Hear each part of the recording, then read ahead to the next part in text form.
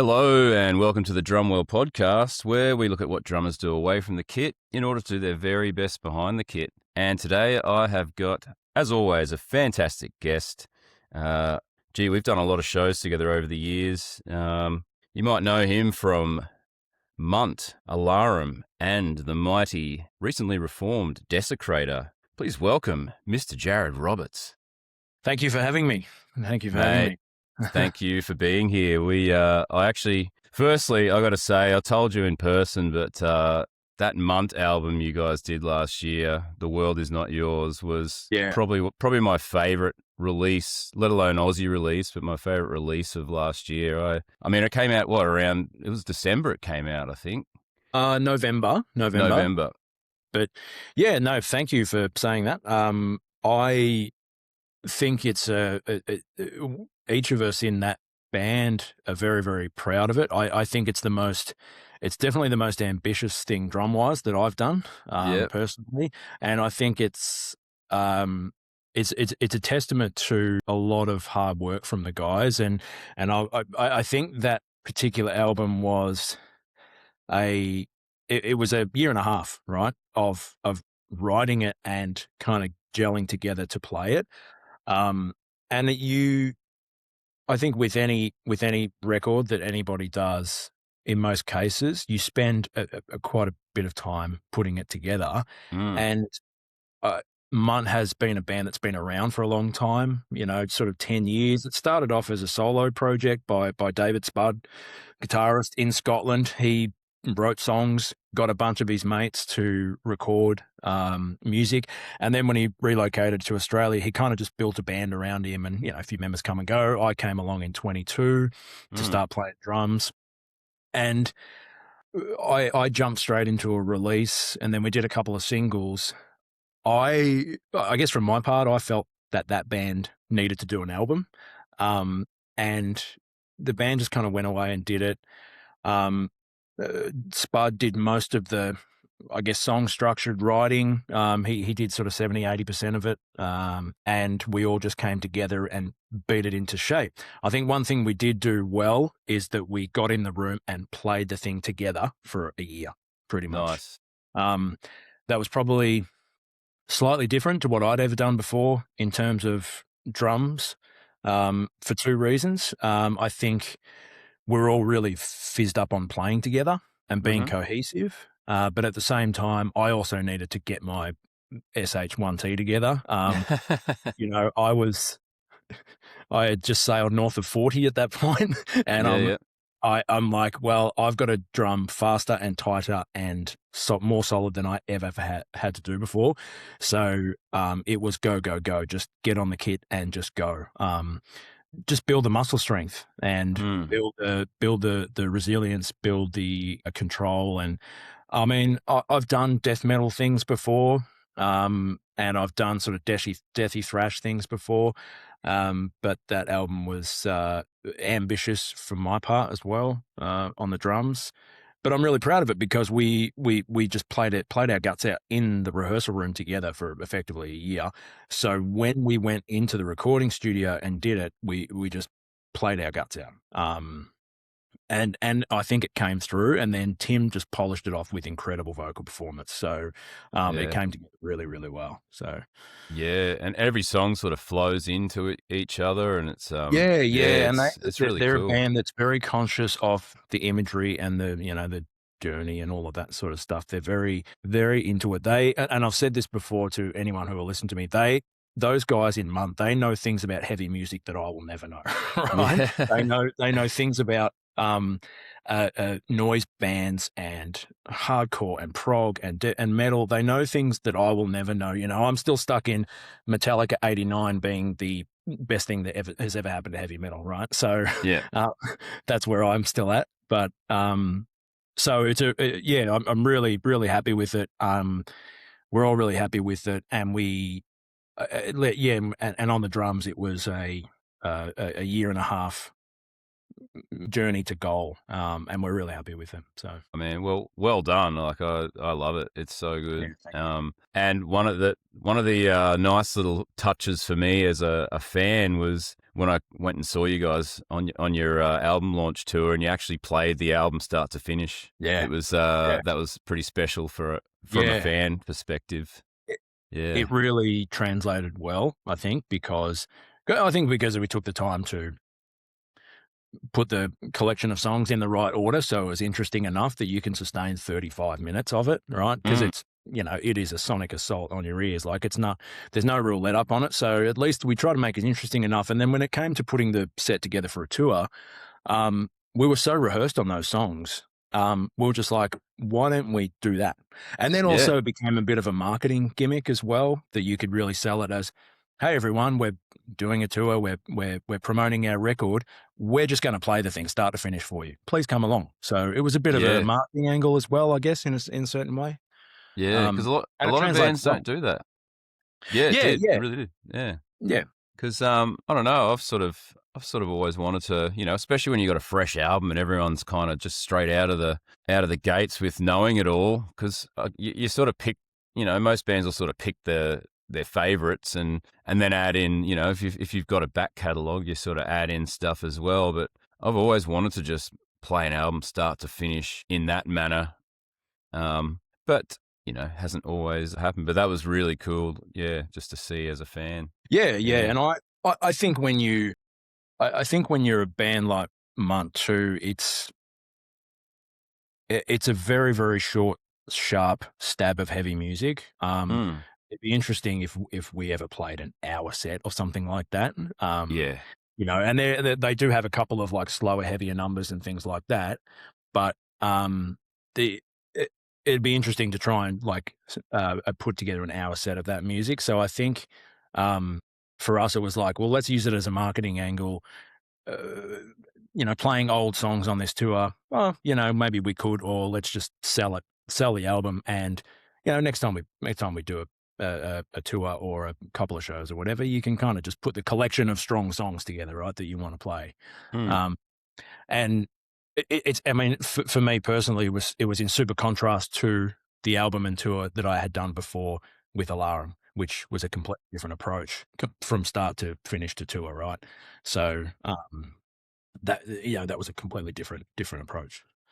I mean, yeah, for sure. Like the three bands I listed at the start, obviously you did probably a decade or more in Desecrator and a lot of touring and stuff. And Alarum's completely different from that. Like your three sort of, I guess, main bands. I'm not sure if you're doing other projects, but those three are so different. Yeah. Yeah. I've done a few like bits and pieces. Fill-ins live, recording some albums and things like that. So Desecrator really finished sort of semi-permanent pause or indefinite hiatus, as you like to use the words on the internet. Yeah. It was never a matter of we're breaking up. It is like the foot is off the accelerator and we're just going to stop for a while. Life gets in the way. Not as much life gets in the way. It was just a conscious decision to go, let's just have a break and do something else for a while. And it was at the same time that I had started playing drums for Alarum as well live. And then when we made the decision to stop Desecrator a year before it actually happened. So those things just evolved. And it was really interesting from playing drums to, I spent 10 years in one band just playing thrash metal. Yeah. And I had done a lot of other stuff. I grew up playing rock bands, and then was doing some heavy metal drumming towards my early 20s.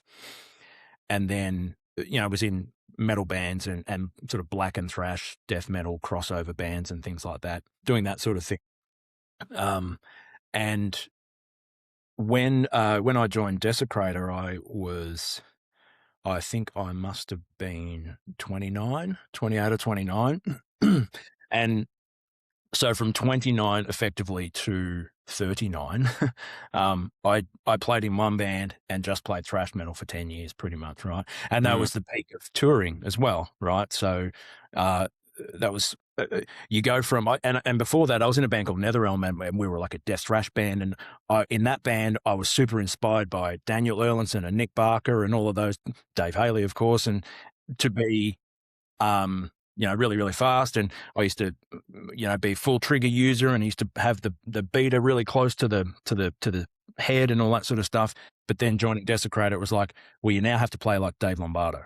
So it's like retrain, wind your pedal back, get some power back into the kick drums. You still got to play fast, but you got to approach it a different way. So moving through that, jumping to Munt and Alarum, and I see those as a bit of a triangular, because you go from a style of heavy metal that's like thrash metal that's you still got a fair bit of power, you still have to play quite fast, jumping over to Munt, that's I think the evolution of that band became much more death metal and black metal. So of course I'm now doing, I have to get my left hand blast up to scratch again, trying to push that 225 barrier beats per minute. And then you jump over across to Alarum that is less intense, blast beat wise or on the hands. But Alarum is deceptively there's a ton of double bass drumming in Alarum that you sort of don't realize is there until you're actually playing it, and you go, oh wow, I have to play like double bass for 64 bars, right?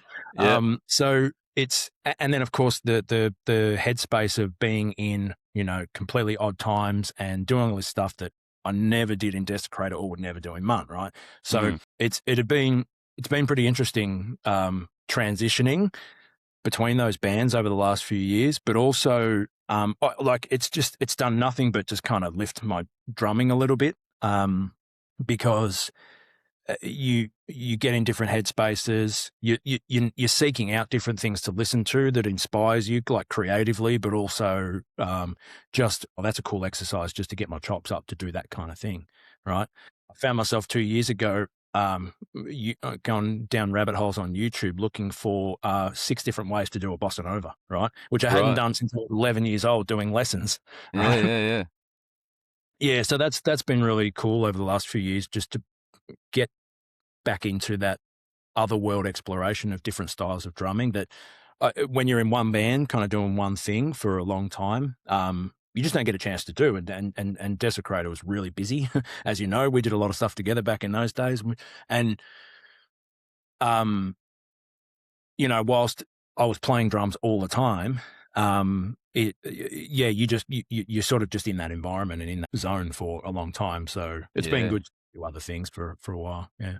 I think I'm almost in the exact same boat where, like, I've played in my band Fuck, and obviously I was in King Parrot for 11 years, and Fuck's been going for 16, but I always had other bands around that, whereas for that 11 years, I did a few little sessions here and there, but I pretty well played thrash and thrash grind. Yeah. So then coming out of King Parrot and doing, like, having all these other options, it was, I had to relearn a whole lot of things like that I just could naturally do in the past when I was playing various different styles and different things. So you really, it's really a thing. You like maintenance for bands that you're currently in is one thing, but then keeping your chops up to be diverse and do other things is another. And it's almost endless. Like there's only so many hours in a day and what you can do. So yeah, and I'm still a sucker for practice. I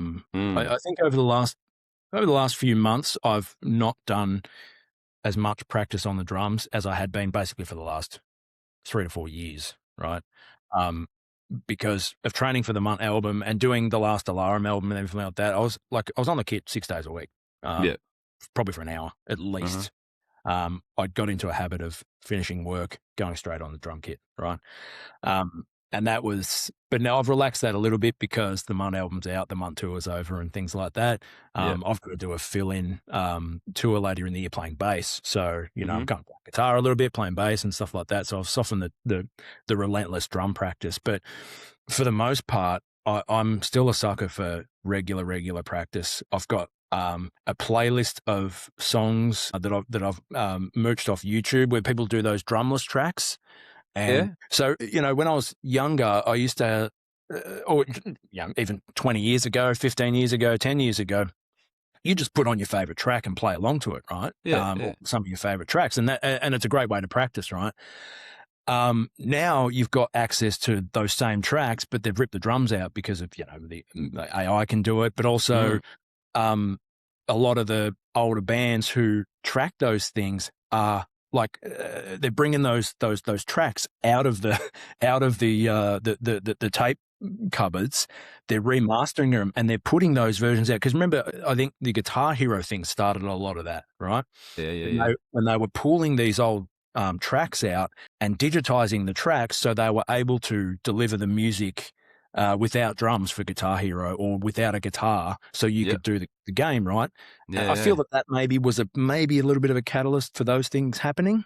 So now you've got access to, so all my favorite stuff, I practice still 20 years. I still practice to like old Dimmu Borgir songs, old Cradle of Filth songs. And then when I want something different, I'll put AC/DC, Airborne if I want to just rock, or Dave Matthews Band if I want to play like the finesse stuff because I love that band so much. And they're all like songs are on YouTube without drums on them now. So I just it's fantastic. It's a really cool way to practice and just kind of hear your performance along to those things that you like, right? Yep. There's actually a program called Moises AI, I believe it's called, that you can strip out any instrument. Yeah, there's a few of those. I've tried a couple of them too, and it did exactly that, right? Stripped out the drums, but I sort of gave that up because I was like, well, people are already doing it on YouTube. That's enough for me. But yes, you're right. You've got all of those things available to you now. It's pretty wild. Yeah. I mean, I guess this segues into my sort of first talking point is what do you do away from the kit in order to do your best behind the kit? But that, diet, exercise, practice routines, like warm-ups, cool-downs. Yeah, so the practice routine stuff, so I guess continuing on from that was, I do it a lot. So several days per week, I will just get on my kit and practice. I have an electronic kit at home that you just do again, you can do the play along with your favorite songs. Yeah. But I also have some metronome exercises and you build up a sort of repertoire of just exercises to warm yourself up and to keep, I guess, the dexterity and control and things like that. And so I do that. I guess in terms of like fitness and things like that, I mean, we've talked about this before. I know that you've got some back issues. I've got back issues. I have some, some bulging discs in my back that I've dealt with for a while. So I religiously go to the gym 3 to 4 times a week. Core strength is a part of it, and which, I mean, obviously that helps you with, managing your back and carrying yourself and things like that. But it actually, when you're playing double bass and fast music, it actually helps quite a lot that you can center yourself a bit more. Yeah. Especially when you're sort of dancing on the pedals and stuff like that, you can kind of, that does help. So yeah, I go to the gym very, very regularly, 3 or 4 times a week if I can manage it. A couple of years ago, I did 3 classes of Pilates for a week religiously for a year. I did a solid Pilates 3 times a week. And that was to, I guess, try something different because I've been through a few of those, gyms, regular gyms. I've done the group fitness thing. I did F45, a bunch of years back, and I loved it. It was really good, and it really made you strong and all of that. But I think as I was getting a little bit older, and the back, F45 was probably a little bit intense. So it's weights, core strength, and swimming. So swimming's a more recent thing because of the back. So I do swim quite a lot now. And I think all of those things collectively, now that I've sailed north of 40, helps. But I think it's not only aging, but it's also the fact that I'm 42, so I'm now into my 35th year of playing drums. Wow! I've been playing since I was 8, so I've and it's not like I started playing drums, in a school play or in a band or something. Like, I got on the kit and I've never stopped. Right. It was like that, right? So I'm into. It's not just age. It's like, my hands and my wrists and my arms and legs, and particularly wrists and hands, have now been doing it a long time. So I think there's all of that that's now playing on my mind as I get older about, okay, how am I going to sustain this for another 20 plus years? So I can still be well into my 60s and still being able to play drums. Okay, maybe I won't be able to play as fast as I can these days, but still be able to play in bands and do what I was made to do, right? Yeah. So all of those things, I do like back stretches and all those things to kind of keep moving. Mm-hmm. Diet wise, I'm pretty balanced. I try and eat right where I can. But again, you sail north of 40, and I love me beer. I usually have have a cup, 1 or 2 beers most days, but I don't drink to excess very often. Because that's just, I don't really like to, The hangovers get harder as you get older too. They do, but also, and I'm a sook when it comes to being hungover, so I avoid it. I don't really like being intoxicated, especially not these days. So I avoid it, but I still have a couple of beers most of the time. So that's all pretty balanced, I think. I talk about this with people quite often who ask you about being a drummer in a band and about party lifestyle, particularly when you're touring and stuff like that. And I sort of, I usually explain to people that when you play heavy metal and when you're doing tours that are, if you're away for 30 days and you're playing 28 of those 30 days and things like that, I used to do that in Desecrator quite a lot. We would do these insane things like go away for 40 days and play 35 of them, right? Yeah. You've almost got to treat it yourself like an athlete in a way. Totally. It's really interesting to exist in a world where it's late nights, it's drinking, and there's drugs everywhere. And I'm not a drug taker at all, never have been. Mm-hmm. And all of that is all around you all the time. And I think as a heavy metal musician, and this, and a lot of people that in our world and that we talk to, you've got to treat yourself as an athlete almost, and especially like course vocalists who are like, well, how are we going to manage this tomorrow or the next day if we're hungover, if we've had no sleep, all of those things. So I have to keep it together quite a lot, particularly when you're touring and playing, because, and I mean, particularly on the most recent tour I've just done, the Munt tour, we're playing that album start to finish, and the first song on that record that I had to play first every night is literally the fastest song I've ever played. It's like, right, my left hand has to go 230 or something, first song, right? And honestly, like, and I remember with Desecrator, I think there was a couple of tours where the first thing I had to do was like 215 beats a minute, double bass for, like that's all you think about all day. Yeah. All you think about all day. It's like, it's not how many beers you're going to have or this, that, and the other, or what's going to go on. It's like, right, where are we going? Am I going to get enough sleep? Okay, there's no backstage tonight. Where am I going to warm up? Because the first thing I have to do is go, right. That tends to be what we think about when we're playing or when we're on tour, right? So yeah, that's definitely what I think about. yeah. So when it comes to preparation, I'm usually like 20 to 30 minutes on the pad before a show. Or I mean, recording's the same, but before a show, I've got just a big first pad that I carry around with the snare drum, so that goes everywhere with me. We just do 20 minutes on the pad just to get everything warm. That's it. It's pretty.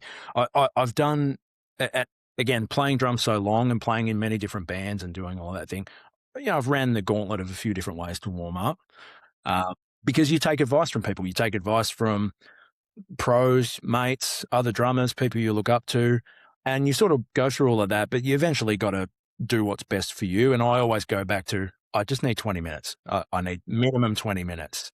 I remember going to a Derek Roddy clinic and he's just like, oh man, 5 minutes and I'm good. And I was like, wow, I tried that and it didn't work. And so 20 minutes on the pad, stretches, and particularly now, like I was saying, hands and wrists, doing stretches with your hands like that and fingers and all of those things is pretty important. And then with, post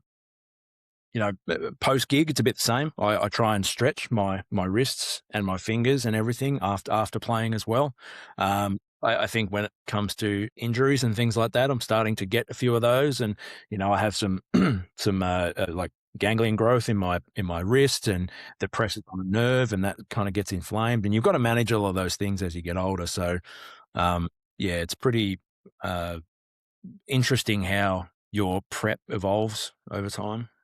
Yeah, for sure. Yeah, I've actually taken to stress balls, like just the squeezy ones, and even just because I've been doing a lot of speed building drills like every day for.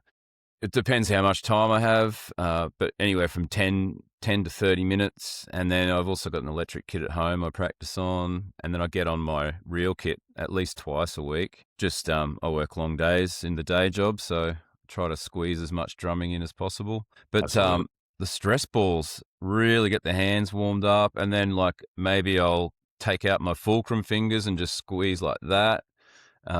Both hands. I've got big, thick, those Vic Firth marching sticks with the rubber tips. Yeah. Yep. So sort of carry those around. Like I'll carry one of those around, and if I'm just sort of sitting, I can just I might be able to do something with my other hand, and I'll be just like I can blast on a table, or I can like reverse it and hit my arms or whatever. So just sort of trying to do those sorts of things. But yeah, also for your back, I fixed my back through functional movement training, which is a lot of it's like the mechanical side of how your body moves. There's heaps of stuff on YouTube and that, but I actually went to a proper clinic, and I did like a 8-week course, twice a week, and I still do those moves today. And my back's probably better than it's ever been, even before I had the degenerated disc. Like it's impressive how. Like it's like anything, if you're consistent and disciplined with it, it's impressive how you can actually heal. You can turn it around. Injuries. Yeah. And I think I think now I've been kind of managing the back thing for 8 or 9 years now. Wow. It started happening in my early 30s, and I definitely have found that maintaining exercise and maintaining core strength has been like the single biggest thing that's fixed it, right? Still have moments, and I actually pulled some muscles in the back due to that injury a few weeks back, and it was quite severe at the time, but it was the first time that's happened in probably 3 years. Right. So I think like you were saying, you've found that thing that works for you, and if you're consistent, it will. I mean, it's the same lesson with playing drums or doing anything in the first place. So, like, if you're consistent at it, it'll start to happen. Yeah. So, like, and for me, like between the back and all of that stuff, muscle wise, warming up to play drums, particularly intense drums like that. I think I changed my mindset a long time ago, but even more so in recent years, to really just treat it now as a it's an athletic exercise. It's like, well, I need to do this really, really fast, or with the fingers or anything. The simplest thing is warm the muscles up, and then everything else will fall into place. I think, speaking of having beers and drinking alcohol, I remember the way it was told to me was by Dave Haley, actually, who, as we know, he's kind of the king. He's one of the guys that I remember when I was sort of 18, 19, and psychroptic was starting in those early days. And, he was a guy that I really looked up to. Obviously, I got to meet him, do lessons with him a bunch of years later, and he was the one that actually introduced me to Desecrator, believe it or not. Right. He just casually said one day, stop drinking before you play. Don't have one beer. Don't have any alcohol before you play. And it's something that should, I'd been playing drums for 20 years at that point, right? Yeah. And it just doesn't occur to you that something so simple will have such a profound effect. So when I stopped just having like one beer, and now admittedly, I don't do this all the time, might have one at 4 or 5 in the afternoon at load in, if you're not playing till 10. But in general sense, if you're sitting there having even just a couple of drinks, alcohol, because alcohol's a suppressant, right? It makes a huge difference if you just don't do that and just drink water. Yeah, stay hydrated. Stay hydrated and don't have any, downers, whether it's bloody drugs or alcohol. And it makes a world of difference to, again, that first song. Makes a world of difference to that first song when you've got to go out and drum intense straight off from go. So that's something that I mostly do now. There's been a few exceptions, obviously, but mostly kind of stay pretty clear of alcohol before you play is something that I definitely do these days. Yeah, because it used to, well, especially in my 20s, it was like, I'll have a couple of beers, take the edge off, But there's really no edge. The more you do it, there's no edge. I still get nervous before I play, but it's not like it's good nerves. It's like I want to play well, so it's good nerves. But it's good nerves. But you just sort of don't realize that something so simple like that, and you kind of just go, of course, Just someone had to just point it out to me after 20 years. Yeah, but in saying that, I do it way less these days, but a little bit of weed before I play drums, and I feel like I play it loosens everything up, and I feel like I play better. But again, that is I guess it's a downer. So, like I say, I do it way less nowadays. And I mean, again, you find over a long period of time, you do what works for you. I can't take weed; makes me too sick. So it's not. But I remember there was one show because I've played in rock bands and tribute bands and cover bands. I've done a lot of that stuff over the years. There was one time when I had weed before I played, and I thought I was fantastic. I was playing in an AC/DC tribute night, and I thought I played fantastic, but I think I definitely did not. For me now, it's mostly reserved for if I've got a day behind the kit and I just want to just get right into it and just lose myself, have a little bit of that. But ultimately, I'm always driving. I'm always doing things like that. So it's a bit more of a responsible adult. Yeah, and it's interesting the conversations that I have with other drummers in particular, but also other musos like now. Even like a few people who I met 15 years ago who were pretty wild, in terms of like party lifestyle, and that you turn up to a gig, you play with their band or whatever, and they're they're drinking and they're carrying on. I'm having different conversations with those same people. They're all telling me how much magnesium they take and what their vitamin routine is and what exercises they do, because they're all, we're all getting older. So it used to be about, having a good time and partying and playing drums and going wild. But then these same people are now like, well, I have to take, this I take this powder and I do this and I do this exercises and I go to the gym and I do all this sort of stuff. So it's a very amusing and interesting conversation that happens these days. Yeah. With people your age who have been doing it a long time. It's pretty cool though that ultimately, for a lot of people that still want to do it, the music wins. I can't do that now because I want to play good. So, the music always wins. I mean, it's actually August this year will be 10 years since I last actually was drunk. I haven't been drunk in 10 years. I have a beer from time to time.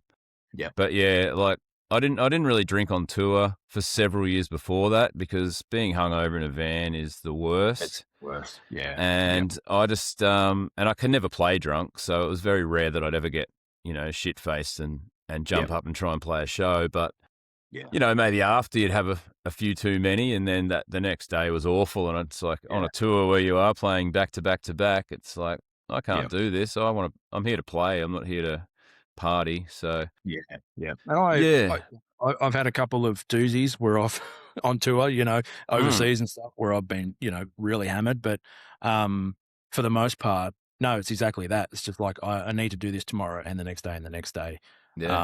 So you just, and like you said, the music wins. And I always say to people that particularly when you're the whole life of playing music and being in bands, and especially someone like you and like me who are in several bands. So there are years that you play quite a lot.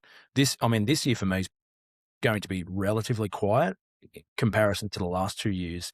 Last 2 years I've played on average I think last year I calculated that I played a gig 1.8 times per week on average. Wow, yeah. Yeah. So last year was really busy for me. This is so you kind of out all of the time doing it. And you and that for me is the prize. And I do tell other people about this because people ask you about that sort of the party lifestyle and stuff. And for me, it's the music is the prize every time. Playing live is the prize every time. So it's like whatever you have to do that is what you do. So you can have and it's another thing. Like I sort of believe, and particularly in the last few years, as you do a lot of personal reflection as you get older and you make mistakes. And believe me, made a lot. But that's what I've been able to always come back to is, well, the music's the prize. Playing live is the prize. So everything else around that, whether it's how much you drink or whatever you do, like routine wise to get your body right, mental. I mean, you'd probably agree with this that exercise and maintaining your body to do the drums is really good for your noggin too, right? It's really good for well. So, always coming back to that, music being the prize. The prize is to play, and the privilege is to play. Yeah. I think it's a good mindset. And I certainly really dial into that now. And that helps me quite a lot. And it helps you stay, kind of helps you stay motivated and focused to a certain extent. Yeah, for sure. I actually spoke to Pete from Regurgitator, Front End Loader, a couple of episodes ago. Yeah. And he was talking about how he does a lot of yoga. And my partner, she's always been into yoga. And so I just sort of said to her, like, because I've done it off and on. Like I went and did got a 2-week pass to one of her yoga schools just to see if I liked it. And it was all right. But I just was like, it's not doing enough. I want to feel it after I do it. But we've actually, after I talked to him, I thought I should give it a go again. But so we've actually been doing yoga we'll get up on the weekend on both Saturday, Sunday, and just do a YouTube yoga.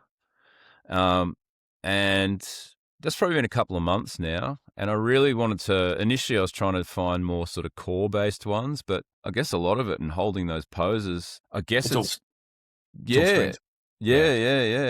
And then I've also been utilizing AI. I know people are against it, but it's here to stay. But I've been using it to just give myself exercise programs. So I'll go, like, I wanted to do a core strength and testosterone building one. So I said, give me a 2-week thing with this many exercises. I go running.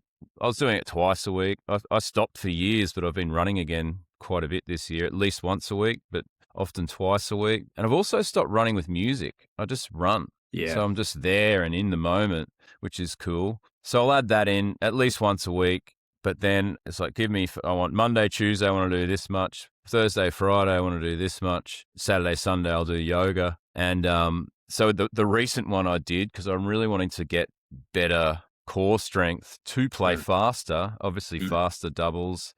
And also just get all those little like connective tissues in the wrists and arms, build up the forearms a bit for like that, to sustain. Because I watch a lot of drum videos on the socials and YouTube, and just dudes going for like 5 minutes at 290. It's like, man, I got to do that. I got to do that. So but it's all possible, right? Through if anyone can exercise, and all of the things that you're saying about yoga and things like that. It's all. You kind of have to treat your body as if, okay, well, it's almost like an athletic thing in a way, right? Yeah. To be able to do that.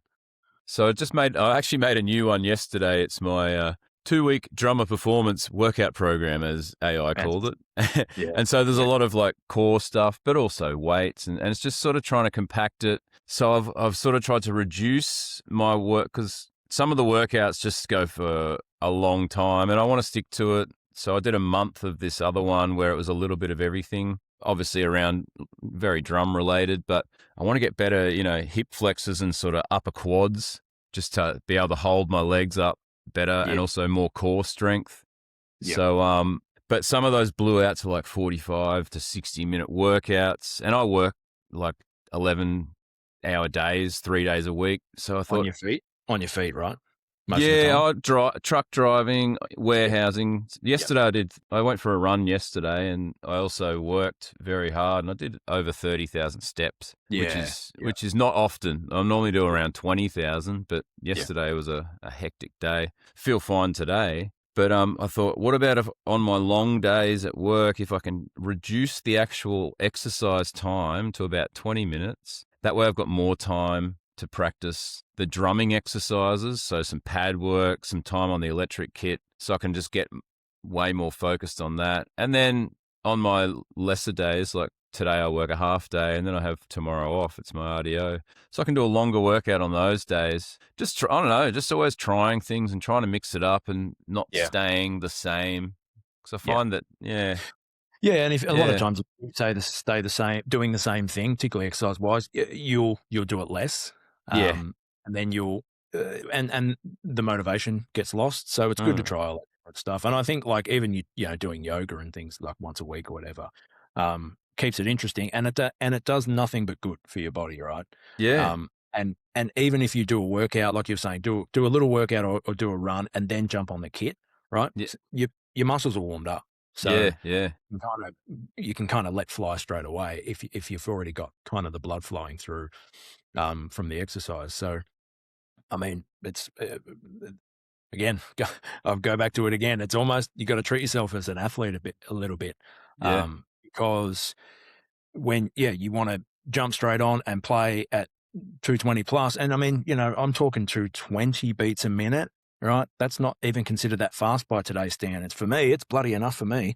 But but still fast. Like you're saying, guys are playing 250, 260, 290, and those things take muscle strength, endurance, and all of those things that cyclists and athletes and things, they have to build specific muscles and do specific things to make their body do that.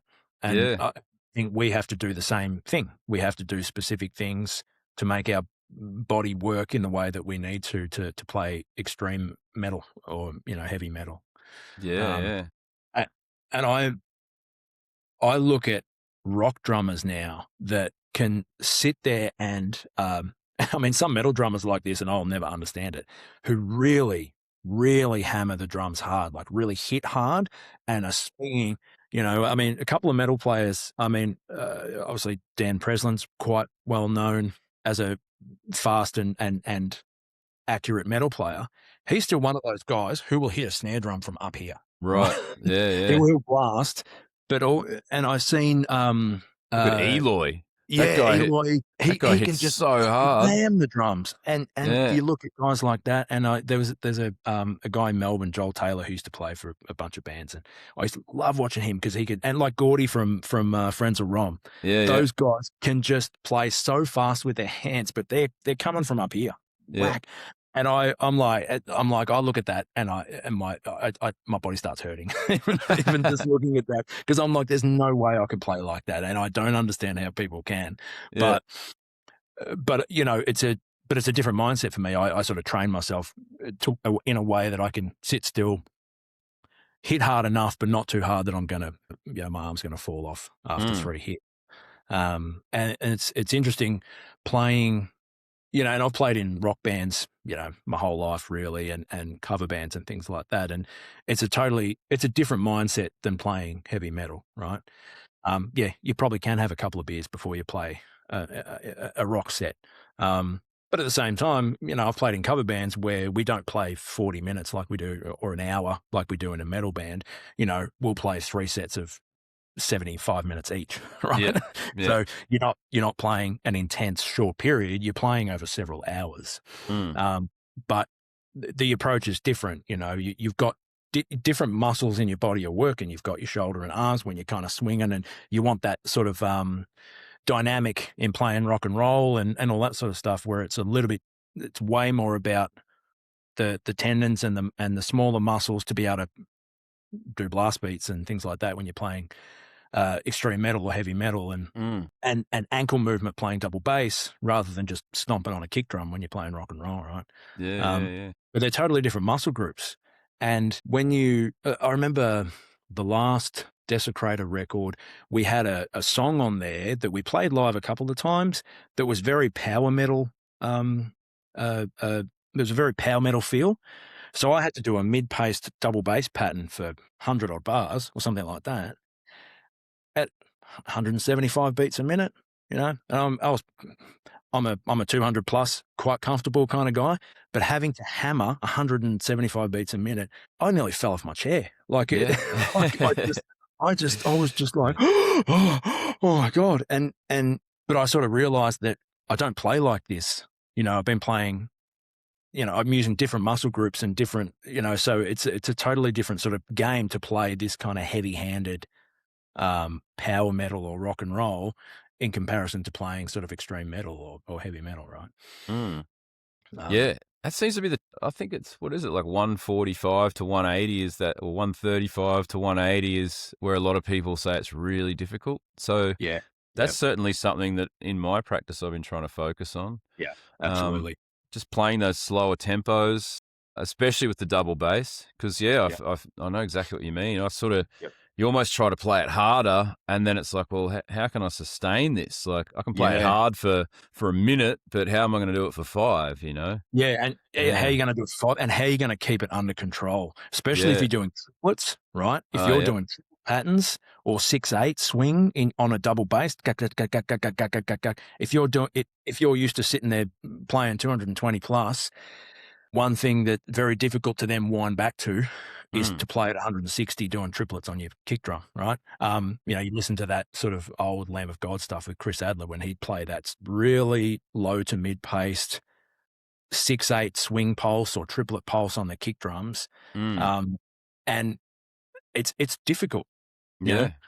Guys that can sit there and fly with their feet at 230 beats a minute, it's difficult to then wind it back and get all of that under control. And you're right. Like if you're doing a practice routine, you should, like as a drummer, you should practice that sort of stuff all the time, even if you're doing it at pace.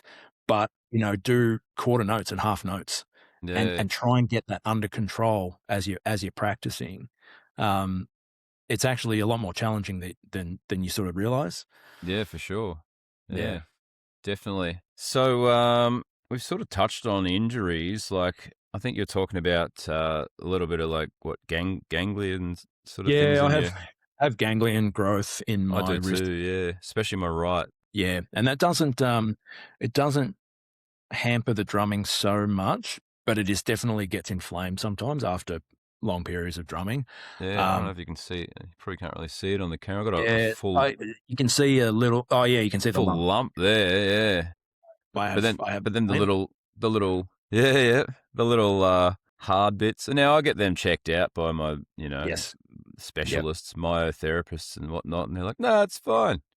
Yeah. But, and I don't... It doesn't cause me much grief, but this one here will sometimes, like, that little lump there will sometimes get quite big, and I'll just wear like a brace, you know, maybe not through the day when I need to use my hand, but I might put it on at night and sleep with it, and it usually comes good. But in saying that, with a lot of these, I've been doing so many like drills at home lately, and the stress balls, and I've got one of those like really tight hand grip things. The more I've been doing that, the less I've found I'm getting any of that inflammation, which is interesting. Yeah. I mean, I get do those exercises and you're sending blood to that region all the time. I guess maybe that helps, right? Yeah. Well, I've actually got a stress ball in my and a set of those things in my work bag now. So when I'm sitting in traffic in the truck, I'm like, oh yeah. It's an automatic these days. So you just got to hold it with one hand and squeeze with the other. Yeah. I think any of those tiny advantages you can do in your work day or even your day at home is worth it. I work a sit down job, so I mean, granted that I can stand because of technology now. For the last probably 10 years, I've got a button on my desk that pops up and I can stand, and I generally try and stand for half the day at least. when I'm at home. But I work a sit down job, man. So that's it's hard on my back. So hence the very disciplined gym routine I have these days about going 3 or 4 times a week, Mm. because I sit down all day. Yeah. Yeah, well, effectively, I work a sit down job. So, and then of course you get on the drums, and what are you doing? You're sitting down. Sitting. So Yeah. it's a bit of a catch-22 because with as far as the back injuries go, what aggravates it is sitting down, and the thing that you want to do is play drums. That is the thing that aggravates it. But yeah, so it's very and because I work a sit down job with a computer, my the biggest injury or risk of injury that I have is computer use. Far more than the drumming, and I would say 20 times worse than the drumming is computer use, because that's what I have to do in my day job, and I use a computer all day. That is far more stressful on my hands and wrists than drumming is, and that's something that I am very aware of and that I try and manage. I try and swap hands with my computer use, like mouse use, and I haven't. When I was younger, in my early 20s, I was suffering a lot of pain in that sort of, I don't even know what the terminology is, but that part of my hand through mouse use by that action, right? Yeah. Yeah. That was so painful. And eventually the advice was by the physio, ditch the mouse and use touch pads. Right. So I did that eventually, and now I haven't used a mouse for 15 years. Yeah. Right. But even now, using a touchpad, doing that motion all the time, fatigue in that part of my hand, right, onto the ganglion growth, and fatigue in the hands is something that I think as drummers we really got to watch, because it really stresses all of the muscles here. And I find sometimes at the end of a workday, if I've been really intense at work and doing a lot of things on my computer, I'll be really fatigued. And then, of course, I'm like, right, I've got to go and do some drum practice. But my hand is just killing me. So I have to sit there and stretch and do all of those things and squeeze and do all of those things to get blood there to go, okay, I think it's finally released me enough that I can go and play some blast beats. Right? Yeah. So, and I guess that's something that I'd definitely share amongst any audience that will listen, is to be very, very conscious of, yes, your back sitting down and your hands using a computer, because, and again, people who work on their feet and work physical jobs, they've got a whole other set of things to worry about, manual handling and things like that, that's going to affect them to be the ability to be able to play drums. But, the simple act of sitting down and being in a computer can be, over a long period of time, it really start to get to you. Of course. Yeah. I think that's probably one of the good things about the work I do is I do sit for a while, obviously driving, but you're stopping multiple times. You're climbing in and out, climbing up and down. I'm lifting things. So I'm constantly moving, and I work sort of afternoons. So I sort of do my exercise in the morning. And so the body's already like warmed up and moving before I work. So I've touched wood. I've never really had a workplace injury, so to speak. Yeah, that's right.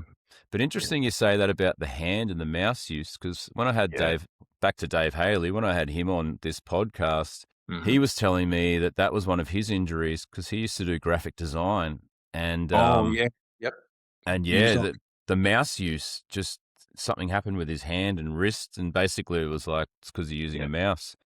So he canned it because it's like, well, once again, the most important thing is being able to play drums. So and I can imagine graphic designers are doing very fine work. So your hand is just like on a mouse or on a touchpad is just like tense all the time. And I find that using a computer for my job throughout the day, it's just tense. And then you go to play drums and you're like, wow, I've got no movement in my hand. So it's certainly something to be conscious of. That's for sure. Wish I'd have known it, 20 years ago. Yeah. I was up a teenager. So, I mean, that sort of leads us into the next point, really, is the top tips for longevity is really just move, exercise, work on those muscles. Yeah. I think, treat your body as if you're an athlete. And it's common sense, right? You don't have to be a completely disciplined, like a professional athlete. No. But I think, speaking from experience on playing heavy metal, all right, and extreme metal and things like that, particularly over the last few years, it's movement. Be conscious of your body, what you do to it, and how you prepare for playing drums as well. Yeah. Because you don't realize in the moments whether you're either drinking or or taking drugs or whatever, or you're doing things physically that it's okay to do when you're young, but you don't realize how much that's going to affect you later on. I think, and one thing that has occurred to me over the last couple of years is how far metal drumming has come along, and extreme metal drumming in terms of like speed, like the human ability to play. These guys who are much younger than you and I, Yeah. who can play, who are playing at speeds that we'll probably never get to. Yeah. But I think that like they're able to do that because of what's been learned over the last sort of 20 years on extreme drumming. Because extreme drumming as a I guess almost a legitimate, legitimized or legitimate instrument or a legitimate way of doing Like music or a doing concept. art, or as a concept. Mm. Obviously, that really only evolved through the 90s, really, like through the 90s, where you had those drummers that were playing at these insane speeds, Like and then Flow, like Flo, Harmonia, like yeah, was it Mike Smith from Mike Suppo? Smith, Hellhammer, and Yeah. Bruno, and those guys from Europe, and which those guys probably were the guys that we looked up to, right? For sure. And that we learned from, right? But those guys didn't have YouTube, and they didn't have the knowledge of how to treat your body when you want to play at these speeds, right? It was those guys, and then that kind of gets passed to the people like us who are kind of the 40s, and now you're getting guys that are 20 and are 30 who can do these insane things on drums. But I think it's all, I think it's been because of what we've learned over the last 20 odd years of how to treat body to be able to do that. What muscle groups to focus on, what exercises to do for you to be able to play a blast beat at 220, 250, all that sort of stuff. So I think, the learning out of that can now go, okay, well, if you're starting to play drums, or if you're going to start playing extreme metal or heavy metal, there's now a whole stack of learning out there and a whole lot of information about the do's and do not do's, I guess, now. Yep. So drummers can now go, okay, there's now good information out there on this particular thing. So I can choose what's going to work for me. And all of a sudden people are doing it, and people just get these insane players these days who are just incredible, Yeah, I think for me, like it was like 2004. I got Flo Mornier's DVD, which was the Extreme Metal Drumming 101, and that was I refer everyone to it still. That was the first thing that I ever saw where it's like, hey, do squats, do push-ups, practice starting at 100 BPMs and going up to 200, just increasing by 10 BPM incrementally. Do it. Like, that's where I first sort of learned that way of doing things, and I watched those old strapping young lad documentaries and stuff where Gene Hoglan was wearing ankle weights on his. Yeah. I've got ankle weights. I reckon I did at least 2 years or 3 maybe with ankle weights on in rehearsals and at gigs. Wow. Because I got to meet John Longstreth a couple of weeks back. I lent him a drum kit when he was playing in Melbourne, and he's an incredible drummer. Incredible. Yeah, ridiculous, isn't he? He's like that. He's like that guy now who he's a bit of a go-to guy, but he's maybe a little bit younger than us, but he's just he's older than us, right? Longstreth is. We were talking about that exact thing about Gene Hoglan and the ankle weights, and those things. But I remember I was talking about it at the time with him, and it was like, well, the ankle weights were supposed to be there to like build your muscles and all that sort of stuff to make you play better at gigs. So you wouldn't have to wear them at gigs and you'd be lightning fast on your feet. But the thing is, because you practice with the ankle weights on, yeah, I was like, well, that's how I play drums. So I had to wear them at gigs, because if I took them off, then it was like, hang on, this is not what I don't feel right now. Yeah, so, yeah. so there was a period of time where I was wearing them playing gigs. Right. And, but then, yeah, I eventually stopped it. But things like that, like that's just all learning. And at some point I got something from that, and then, took it on, and, it improved me in some way. So yeah. There's a guy I follow, calls himself the Drum Mechanic. His name's Brandon Green. I've done a couple of his courses, like his ergonomic setup course and some of his Drum Forever fitness stuff. But one of the videos I saw recently, which is what made me bust out my ankle weights again, was that he said, because he sort of talks about how everything, I forget what he is, but he's some sort of movement specialist as well as a drummer. Yep. He was sort of talking about how the ankle weights actually, if you're going 200 plus, they're not really doing anything. They're just weight on your legs. But it's for those mid tempos, your 125s to your 180s, where you're really getting a lot of benefit out of those. And so I busted those out, and I don't so much use them. My electric kit's like, it's got the, those pedals. They're not like actual drum pedals. They're kind of like electronic kit pedals. You've got the like touchpad things that just set off yeah. Cheapies. I gotta. But I mainly wanted it just to have that, just to get a feel around the kit at home, because I do most of my actual practice on the kit on my kit days. But what I started doing was, when I'm doing pad work, I'll put the ankle weights on, and then I'm just getting my feet going at those mid tempos while I'm doing the, whatever I'm doing with my hands. And I think it's helping. I think it's, definitely doing something. And I'm also, I'll do that. I'll do my drumming warm up, and then depending what my workout looks like, I'll leave them on. Because if I'm doing like knee raises or leg raises or anything like that, I'll just leave them on. I did it the other day. I might have left them on a little bit too long, because yesterday on my run, that was Tuesday, then yesterday on my run, I was running along and I'm like, my legs feel really tired halfway through my run. I was like, oh, that's because I was probably wearing weights all day. Then I wear steel cap boots all day at work. Like, they're probably 1 kilo each, so. Yeah. It's interesting how those things come back to you. And now that I had talked about it, and now that we talked about it, I'm like, maybe I should, the leg weights, and see what that's going to do for me in the next, 6 months or whatever. But you never know, I might do that. I think there was a couple of, for me, like what, you talk about Flow Morning House DVD and all that sort of stuff that just set you on a course in a way. There was probably a few different moments for me where it did that in a way.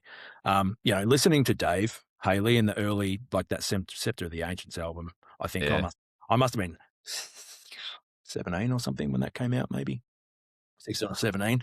And of course, I'd been playing drums for nearly 10 years at that point. So of course, the fact that, they were Australian, and I was like, wow, I've never heard anybody play like that before, like the double bass and all of that, let alone it's an Aussie band. How cool, right? From Tassie as well. From Tassie, right? Yeah, right. Yeah.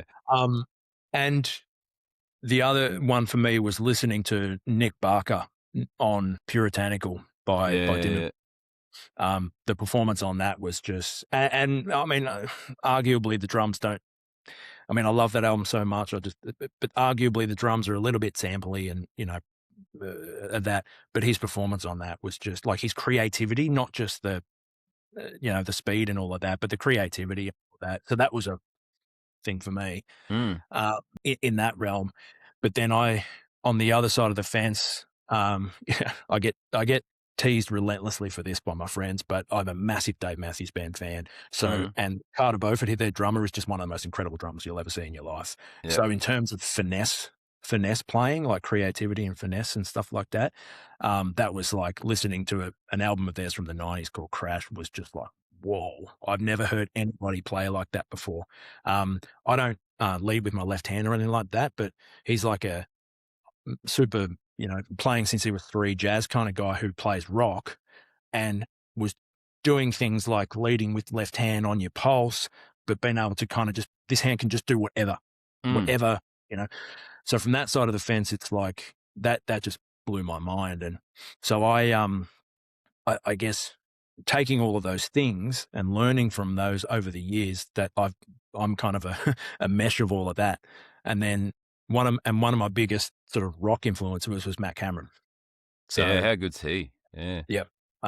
Played in two of the top grunge bands ever. Like, really? Yeah, exactly. And like just listening to, like, I listened to Soundgarden and stuff when I was a kid, but it wasn't until he joined Pearl Jam and he kind of flipped some of the old stuff on its head by playing it a little bit faster, but also putting kick drums like in your fill, because you normally trained when you do Rock Drums 101. When I was a kid, it was just like dun dun dun dun dun dun dun dun dun dun dun dun dun dun, like, you know, like, and putting your kick drum on the beat one of all of those things, and that's the rock and roll basics. But he was like doing like and putting kick drums and double taps on kick drums in Pearl Jam and in Soundgarden. And again, that was just that tiny little thing was just like game changing for me. I was like, oh, wow, he's putting like kick drums inside rock and roll feels. That's really cool, you know. And he's a little bit, and he does it all off time, and so those sort of key, like those kind of players and that kind of era of album was like, yeah, really like game changing for me on the way that I like just those things that changed the way you approach drums a little bit. And taking all of that into thrash metal or extreme metal of any kind is pretty interesting. Because you're trying to apply as much creativity that you've learned out of that, and playing it in those with those feels, and then go, well, how can I use all of that to create cool, you know, heavy metal parts, right? Yeah. I was a grunge and punk kid, so I was listening to fast stuff, but also like Dave Grohl, you know, and Matt Cameron, and just really, really right. And even the Chili Peppers, you know, when I was a kid. But, but then I evolved to thrash and like heard like Metallica. Everyone loves Metallica, or started with Metallica. Slayer. Go and listen. You know. Go and listen to Blood Sugar Sex Magic. It is probably one of the best rock drum sounds. Just listen, like if anyone's listening to this, listen to that and listen to the drums on that record. One of the sounding drums, performances, and records you will ever hear. Even Incredible. One Hot Minute, the follow-up album, which was the only one with Dave Navarro on guitar, but I love that. I would say Blood Sugar Sex Magic, amazing, but I reckon that One Hot Minute's probably one of my favorite Chili's albums. Yeah. But yeah, like all of those, like the drum performances and the sounds on those records were just like something else. Yeah. And we had, but I think, Dave Grohl was an interesting one because, you know, I mean, he was probably one of the single reasons why I probably started playing drums. Like, and I play guitar and stuff as well, and I started all that at the same time.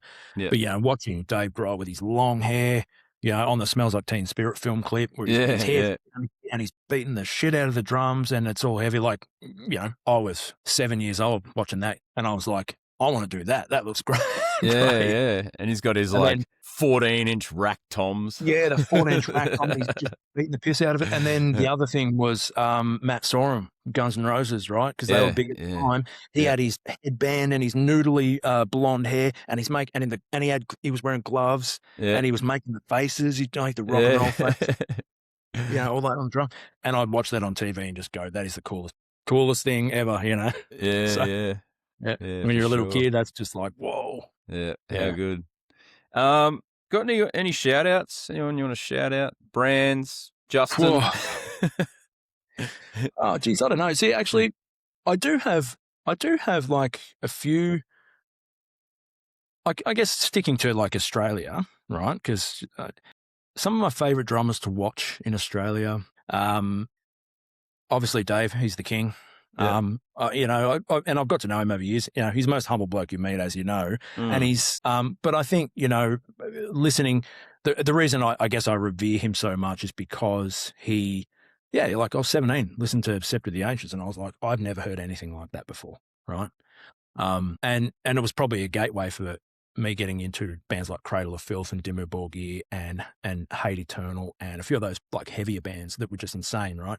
I'd already been listening. I'm a massive Metallica fan, and I'm a big AC/DC fan and stuff like that. And I'd always been, and I'd listen to Slayer and all those things, but I think, Psychroptic and Dave was like, wow. And being Aussie, I was like, wow, cool.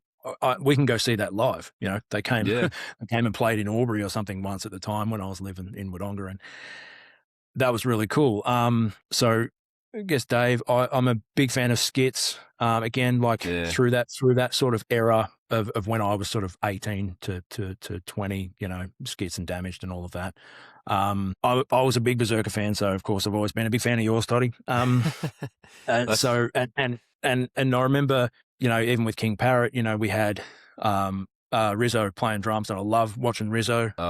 He's awesome too. We played Blacken. I played the Blacken Festival with Alarum last year, and Bloodduster headline, and I'd been to the final Bloodduster gig years and years ago, which was a bit of a party night rather than an actual gig. But watching those guys get back together and watching Rizzo do his thing was just I loved it. I love watching Rizzo play. And I guess, having doing a lot of shows with King Parrot over the years, it's been really cool to have just some of my favorite drummers in that band, including you, but also Rob Brenz. So Rob Brenz is I would say Rob Brenz arguably maybe one of the best drummers in the country. I know I don't know all the drummers in the country. I love watching Tim Wright from Munitions and Monolith. He's like me, but he's a great finesse player.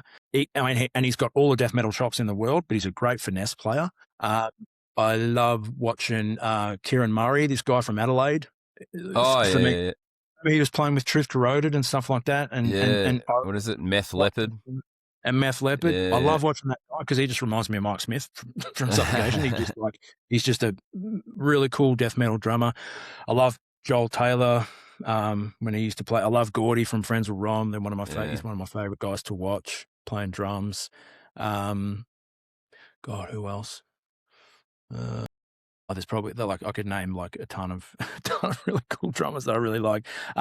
So I guess they're kind of guys that come to mind at the moment in terms of playing drums. Just people that I enjoy watching, or I'll just watch on a video on YouTube and just go, oh man, that is just it hits you in a place you can't explain. It's hits you on all levels. Just like it's like cool, it's gutsy. The performance is like just really, really, really cool, and it sounds great, And I look for those things when I watch drummers. I just look for that. I don't know, just look for that attitude of the overall performance, and some of that combination of obviously being able to play well, but also being able to just like really dig into the song and elevate it. That's what does it for me.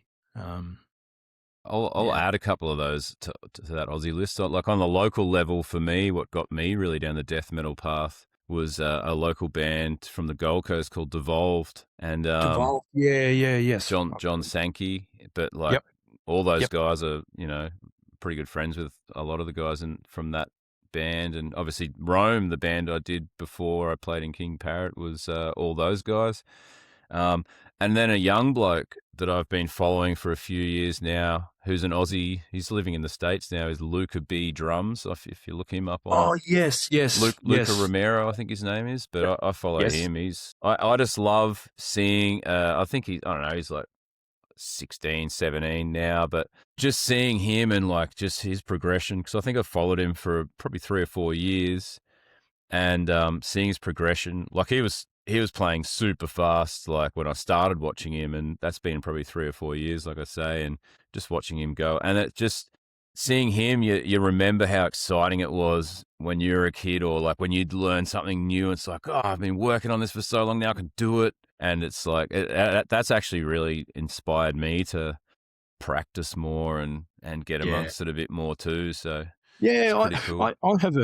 I sort of feel that way about Eugene Rybachenko, who now plays for Flesh God. And he's doing some pretty cool stuff now, I can tell you.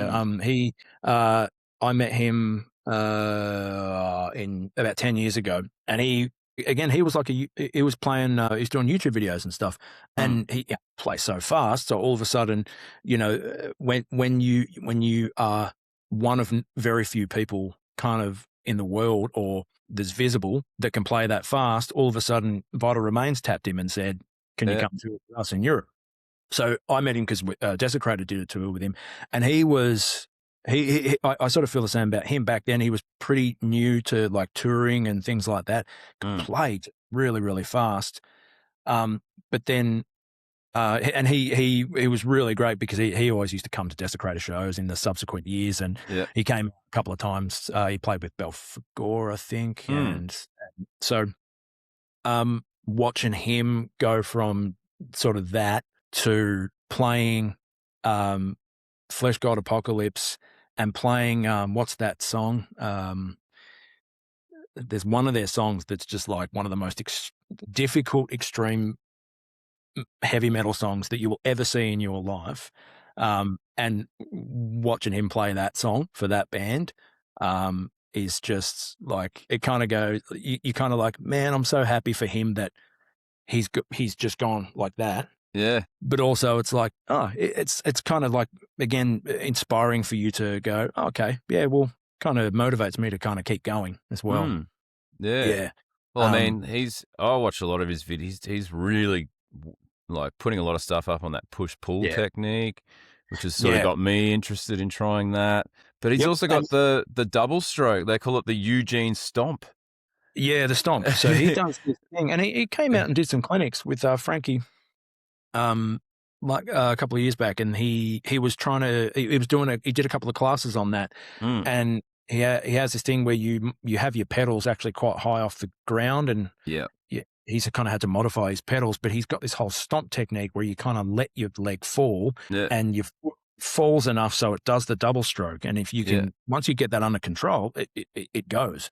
I mean, it's interesting because you remember Drumeo and Jared Falk, who essentially wrote the first book about double stroke drumming, right? He wrote a book about it.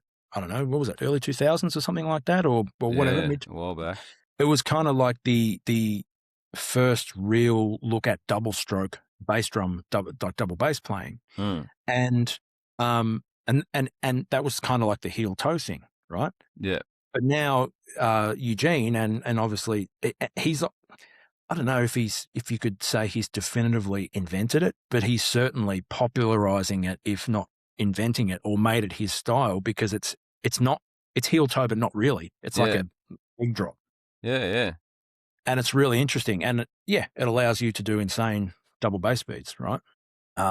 Which is really cool. And he also does that thing, and I was actually going to touch on this before, because Derek Roddy does it too, where you were talking before about ergonomics and sitting at the drums with ergonomics, how you have the snare drum and you tilt it away from you. Yeah. And particularly when you're doing that kind of leg stomp double stroke, apparently, and Derek Roddy used to say this too, your natural movement is a little bit more forward. So when you come down or when you're doing a blast, the natural angle is actually away from you with the snare drum. I've never tried it because I think it probably doesn't really work for me. But guys who do insane blasting like that, I've seen a few. You do that little tilt away from you to get that kind of, I guess that ergonomic setup, right? Yeah. I mean, Derek even tilts his floor tom away from him and stuff. Right. Yeah. Yeah. If you look at some of the way he's set up over the years.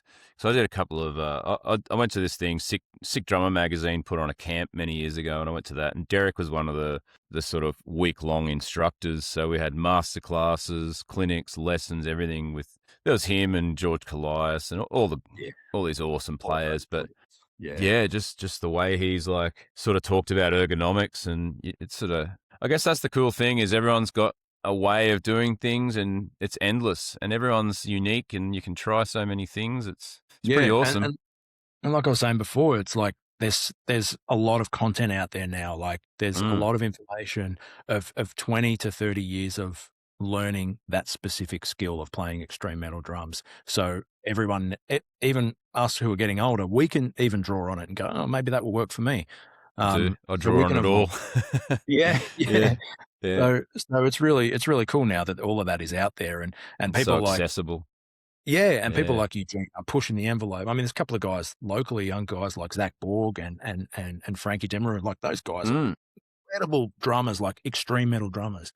Um, and yeah, and it kind of motivates us to keep going and maybe learn something along the way and get better at what we do as well. Totally. Yeah. Mm.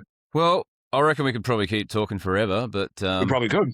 Yep. I reckon we should probably give it a wrap there. But mate, thanks so much for taking a bit of time out of your day for a chat. I really appreciate it. It's been awesome. Yeah, man. I look forward to seeing you again, seeing you play, whoever that may be with, and Yeah, I think it'll be Alarum up your way next. Cool. October. So Yeah. be sure to catch you there, hopefully. So Yeah, nice. That'll be good. Awesome. Thanks again, mate. I really thanks appreciate again, it. mate. Thanks for having me. Yep. No worries. Cheers.